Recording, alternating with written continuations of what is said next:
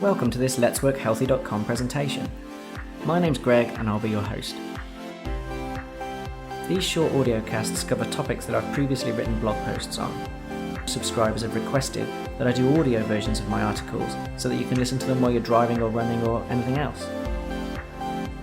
So I hope you enjoy this presentation and be sure to head over to letsworkhealthy.com and subscribe if you're not already a subscriber. Also, you can let me know what you think of this article or any of the others in the comments boxes at the bottom of the articles or by emailing me at greg@letsworkhealthy.com.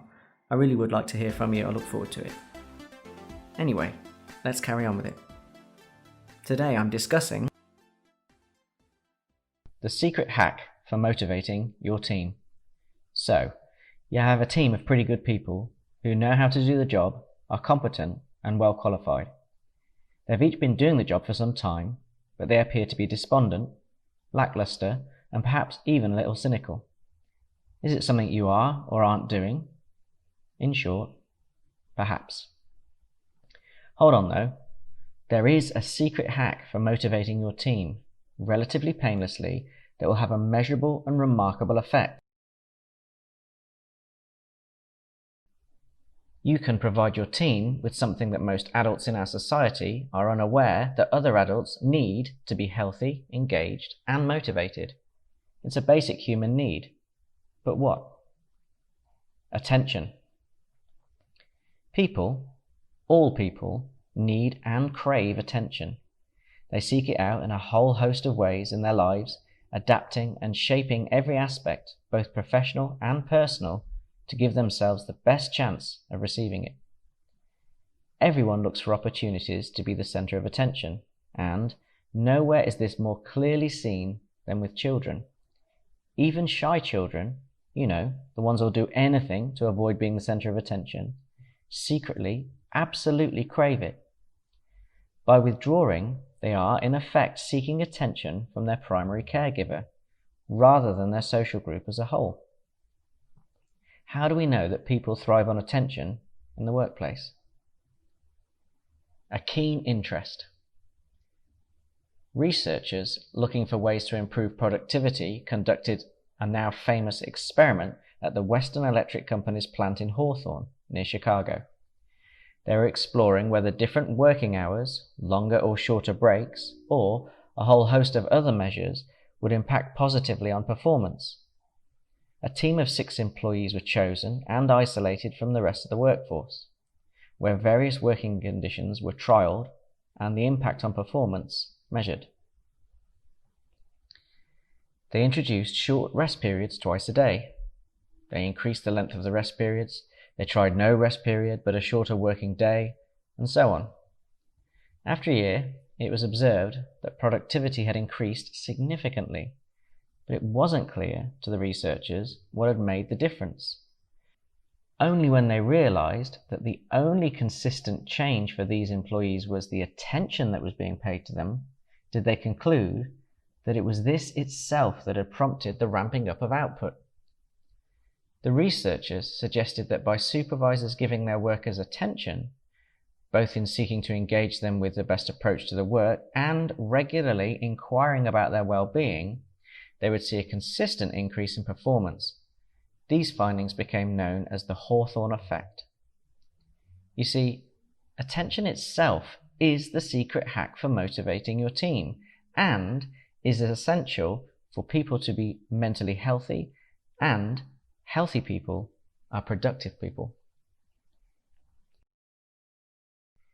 Is all attention healthy? Another form of attention that changes your team's engagement with their work and you is feedback, positive and negative. We've all heard that feedback is essential, but what you may not know is that all feedback is not equal. And to illustrate this, there was a Gallup poll taken measuring whether respondents' managers paid most attention to what they did badly, or negative feedback, what they did well, positive feedback, or neither, so ignoring them altogether. They made further inquiries designed to quantify the respondents' level of engagement with their job. They were then able to work out a ratio of engagement for each type of attention. Surprise, surprise, ignoring staff altogether meant that for every engaged employee, there were 20 who were highly disengaged. The worst outcome. Perhaps unpredictably though, only picking up on things employees could do better, so negative feedback, did lead to a 40-fold increase in engagement. So, this illustrates that regularly paying your employees some attention, even negative, boosts engagement and therefore productivity. But we can do better than that, can't we? How about a 1200-fold increase in engagement ratio? That's right, giving regular feedback on what a member of your team is doing well and where things have gone right in their work resulted in a ratio of highly engaged staff versus highly disengaged staff of 60-1. How to give attention to your team the right way. Let's start with the most simple and straightforward tip. And yeah, it's cheesy. Smile. Even when you don't want to. In the brain, we have things called mirror neurons, which have been shown to play a huge role in learning and development in children and influence behaviors in adults. Through a process referred to as emotional contagion, a person, in this case you, can influence the emotions and emotional behaviors of your team members positively or negatively. When people communicate with each other, they may well find themselves imitating gestures and facial expressions of one another, and, amazingly, feel what the other person is feeling. This phenomenon was written about in depth by a psychologist called Paul Ekman, and he coined the phrase, the happy face advantage. That gives us the simplest of tools to promote positivity and happiness in our teams. Remember to think before you say anything negative in front of other people. They are looking to you as a barometer for the team's success. A positive team is a productive team. I get it though. You're busy, right? We intend to make time to motivate team members, and surely the odd encouraging comment here and there is enough, isn't it? Here's the problem though. We are all very busy, and things often get pushed aside as the next crisis follows the last. Things that are said are often forgotten and not acted upon. And what effect does this have? Loss of faith is what? Formalize to legitimize. We've established that giving your team members feedback is important, but it's the perception of importance to the employee that is key here. If it's haphazard and ad hoc, even your best intentions will soon be seen as lip service by your team. That's why it's important to schedule formal sessions for feedback, at least monthly with your team members, and write the key points of the discussion down and share them with the team member. Accountability, honesty and transparency are the watchwords here. Documented feedback sessions are a win-win for you and your team. Points they raise are documented, actioned and reviewed next time, and this is your way of assuring your team that you are taking their thoughts seriously, building trust and faith in your leadership.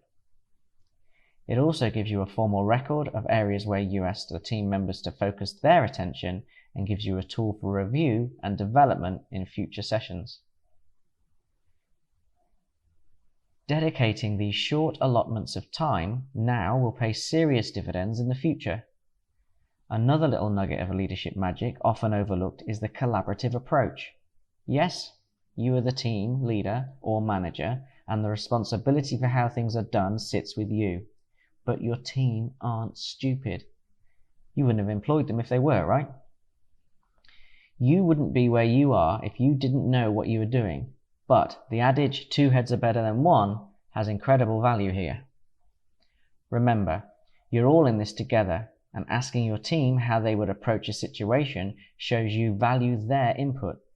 This gives them a feeling of ownership over their work, and with that feeling of ownership comes a desire to excel.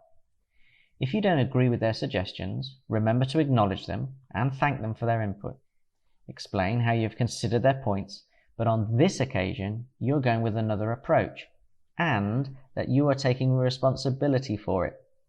Be sure to reassure them that you'll be seeking their input again in the future though. The right attention gets the right results. Giving employees attention regularly in a structured way yields results. Here, I'm talking about seeking their input into how the work that they do could be organised to better suit them and make the job a better fit for their skill set. This, in contrast to seeking more efficient and more productive ways of doing the job, ensures that the employee realises you have their best interests at heart. It's important here to note that where practical or theoretical improvements are identified by the employee, you must follow through on these improvements to ensure that they feel listened to and, more importantly, valued. If you can't deliver it, don't promise it. Couple this with regular positive feedback and a fair assessment of their performance.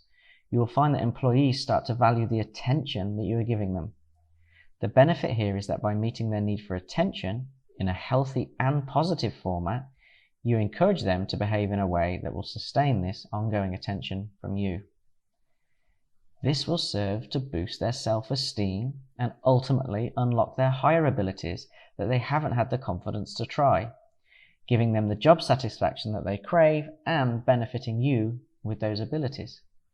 This has a positive effect over time of the employee aligning their work ethic and belief structure with yours as the attention giver. This all may sound like ideological management mumbo-jumbo, but here I sit as living proof of having achieved this in the teams I've had the privilege of leading. I can assure you from personal experience that dramatic results are very achievable by giving simple, regular, structured, and documented attention. Okay, I'll see you in the next article. Cheers.